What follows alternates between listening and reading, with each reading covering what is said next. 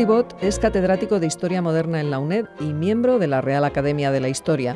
Hoy nos acompaña en el estudio para explicarnos las claves de la política internacional durante el siglo XVIII, un siglo en el que se buscaba la paz y el equilibrio de poderes y en el que empezó a desarrollarse la diplomacia tal y como la conocemos hoy en día.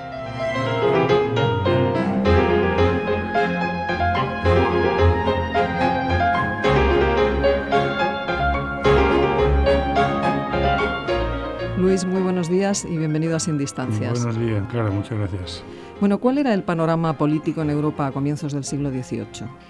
Bueno, el siglo XVIII comienza con una conflagración muy complicada que es la Guerra de Sucesión de España, que fue probablemente una de las primeras guerras europeas, en el sentido de que implicaron a todos, que incluso tuvo repercusiones en América, y es un gran conflicto que involucra, como he dicho, a todos, y que dura desde 1702 hasta 1713. Y claro, a partir de ahí hay que establecer unas normas que sean las que regulen las relaciones internacionales, que es la idea del equilibrio.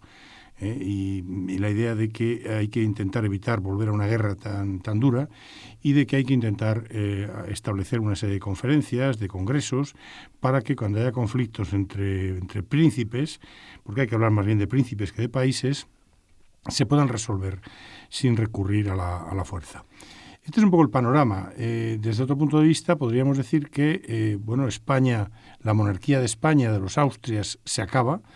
Se van a repartir sus territorios europeos después en la paz de Utrecht y que emergen o quedan después de la paz dos soberanías importantes, que serían Francia por un lado, Austria por otro, cada uno en una parte de Europa, y una tercera que es en realidad el país más potente, pero que no tiene grandes superficies territoriales propias, que es Inglaterra, Gran Bretaña. Por eso se habla del sistema de balanza de poderes, con una balanza con dos platillos, Francia y Austria, y un fiel, que es un poco la garantía, que sería Gran Bretaña, que es un poder exterior marítimo fundamentalmente.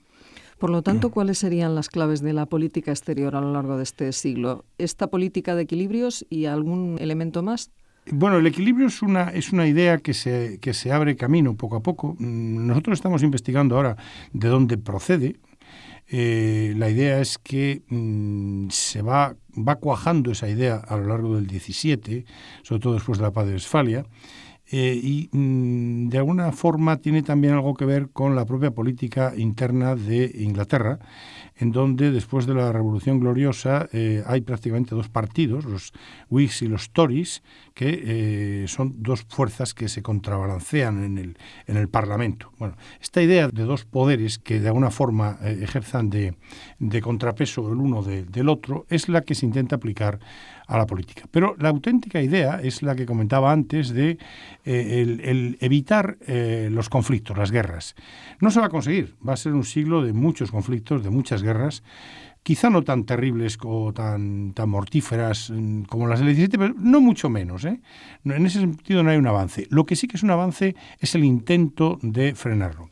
¿Y esto qué quiere decir? Bueno, pues que avanza lo que nosotros hemos llamado el derecho internacional, el derecho de gentes, es decir, la idea de que haya unas normas jurídicas por encima de los soberanos, por encima de los príncipes que no tienen a nadie por encima, que haya unas normas que regulen los comportamientos para evitar este tipo de problemas. Esa idea de un derecho internacional, con esas conferencias a las que también aludíamos antes, esos acuerdos para evitar las guerras, implican también otra cosa, que es la diplomacia. Este es el siglo en el que se desarrolla la diplomacia. Incluso parece que la propia palabra diplomacia aparece entonces, a finales, Y, por tanto, que en los conflictos haya un intento de hacer algo razonable y de apelar a algún principio más allá del capricho o la fuerza de cada uno. Pero repito, estos son más bien ideas que realidades. La realidad va a ser dura, la realidad va a ser de muchos conflictos y la realidad va a ser también de una política un tanto arcaica, puesto que estos elementos a los que he aludido, un derecho internacional, una diplomacia un poco desarrollada, unas conferencias o congresos, parecen principios, digamos, avanzados, y sin embargo las relaciones internacionales se rigen en buena medida por los derechos dinásticos y va a ser el siglo de los grandes conflictos sucesorios. Va a haber 3 o 4 guerras de sucesión importantes. La primera ya la hemos dicho, la guerra de sucesión de España, pero luego vendrá la guerra de sucesión de Polonia, la guerra de sucesión de Austria, luego habrá alguna más, por ejemplo la guerra de sucesión de Baviera ya en los años 70. Es decir, va a ser un siglo en el que un elemento tan arcaico como son los derechos dinásticos de uno u otro sobre un territorio, es decir, derechos de príncipes, van a llevar a conflictos, a enfrentamientos, a guerra, a muertes. ¿Y en el caso de España y de Francia, que compartían la misma dinastía? Bueno, empiezan a compartirla precisamente ahora, de 1700, cuando el primer Borbón, Felipe V, sube al trono español, el primer Borbón que ocupa el trono español, el nieto de Luis XIV, y a partir de ahí empiezan una relación. Bueno, las relaciones fueron fluidas, fueron buenas, pero no sin roces, No sin roces porque detrás había toda una historia de conflicto, de enfrentamiento, que se extiende, que llega desde hasta finales del siglo XV, ya con los Reyes Católicos, e incluso antes, si pensamos en la historia de la Corona de Aragón, y todo eso pesa. Y luego la vecindad es siempre un elemento que al tiempo que une separa. Y por tanto va a ser una relación complicada, pero en cualquier caso también va a haber básicamente una colaboración. Una colaboración que se articula a través de los pactos de familia. Habrá 3 pactos de familia a lo largo del siglo, que se articula a través de una serie de matrimonios también entre Borbones, y que se articula, sobre todo cuando se hacen estos pactos, en una relación de colaboración.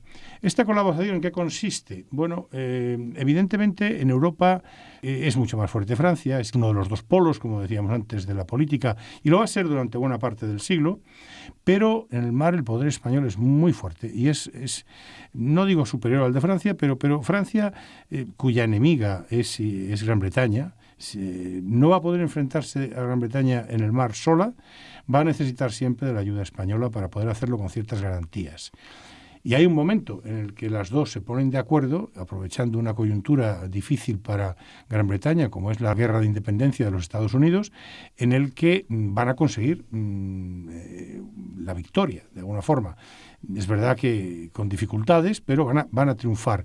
Y en buena parte es gracias a esa colaboración. Y esa colaboración marítima entre Francia y España va a seguir después, e incluso forzada ya por Napoleón, y va a acabar en Trafalgar, en 1805, de una manera bastante trágica para la Marina española.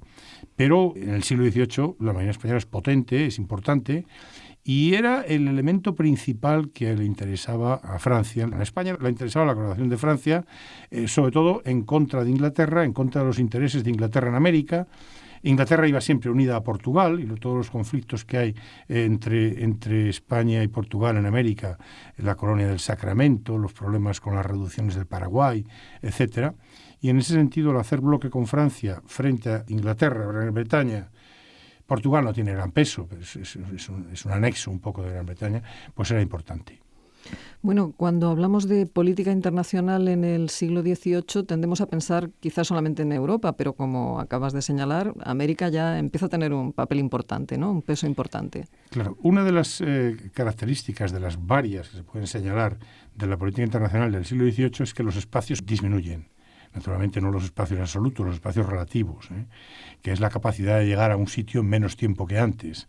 ¿Esto qué quiere decir? Por ejemplo, pues que ya desde comienzos de siglo, cuando llega al trono español Felipe V, los franceses obtienen una serie de ventajas para el comercio con América y empiezan a enviar barcos que no van al Caribe, no van ya a los puntos en torno a los cuales en el Atlántico estaba organizado el comercio español con América, sino que van directamente por el sur, atravesando el estrecho de Magallanes, pasan al Pacífico. El Pacífico va a ser el mar más recorrido, más donde se hacen grandes hallazgos y grandes descubrimientos en el siglo XVIII. El hecho de que haya unas marinas que son capaces de ir directamente al Pacífico con alguna escala, esto no pasaba antes, ¿eh? Es decir, esto nos habla de una reducción de los espacios. También los ingleses lo harán cada vez más. Y naturalmente, como consecuencia de esta reducción de los espacios, pues los problemas de Europa ya no son solo de Europa. Cada vez más los otros continentes, y no solo América, también Asia, la India, empiezan a jugar en los conflictos. De hecho, los enfrentamientos entre Francia e Inglaterra, prácticamente Francia e Inglaterra no se enfrentan, o casi no se enfrentan nunca en el continente después de la Guerra de Sucesión de España, a pesar de que están enfrentados y de que juegan en bandos distintos en varias guerras. Pero ellos se reservan sobre todo en América o en Asia. En América o en Asia va a triunfar claramente Gran Bretaña. Hay que hablar ya en el 18 más de Gran Bretaña que de Inglaterra, porque a comienzos del siglo se hace el acta de unión de Inglaterra y Escocia, que hacen la Gran Bretaña. Y Gran Bretaña va a vencer a Francia en las guerras sucesivas que hay en Norteamérica.